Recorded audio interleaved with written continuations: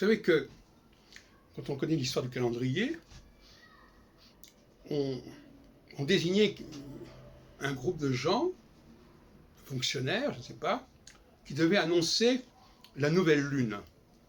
Hein, c'était le début du mois.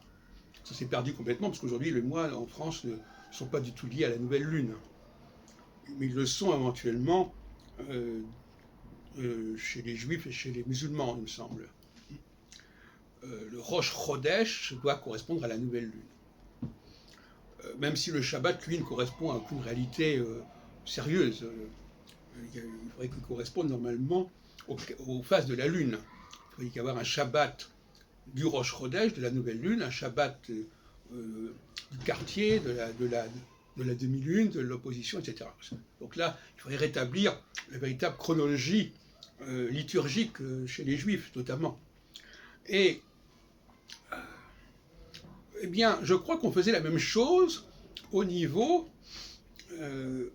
d'organisation du temps. C'est-à-dire que les astronomes, dans leur ziggoura, si on veut, regardaient quelle était l'étoile qui correspondait le mieux au début de chaque saison. Donc il y avait 4 étoiles, en fait.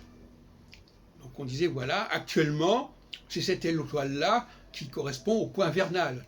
C'est cette étoile-là qui correspond au solstice d'été, etc., etc.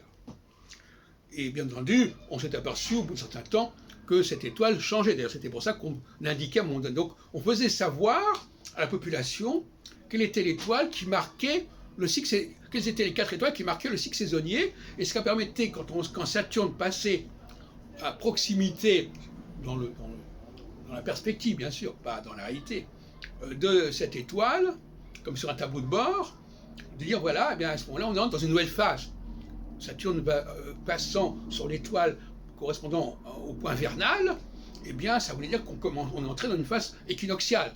Et quand Saturne passait sur l'étoile, etc., ça change, je répète encore une fois, que cette étoile, on l'a changée, on l'a renouvelée, puisqu'il y avait la pression d'équinoxe. Et c'est parce qu'on faisait attention au rapport entre les étoiles et le cycle saisonnier qu'on s'est aperçu, précisément, qu'il existait une précession des équinoxes. Autrement, on ne s'en serait pas aperçu et on n'aurait pas accordé l'importance à cela. C'est pour ça, d'ailleurs, que l'opposition entre astrologie stellaire ou sidérale et astrologie tropicale est une opposition factice. En réalité, l'astrologie est à la fois stellaire et saisonnière, hein, contrairement à ce que dit M. Bourriche, qui voudrait opposer une vraie astrologie, une fausse astrologie, n'est-ce pas? Passons.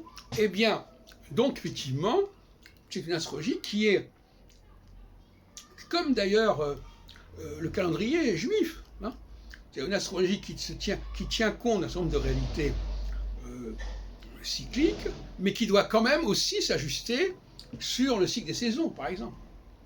Il y a toujours un phénomène d'ajustement entre les deux. D'où l'année bissextile, d'où chez les Juifs ce qu'on appelle le mois supplémentaire, la Shana, les années enceintes à 13 mois, etc., pour pouvoir connecter les deux plans, justement.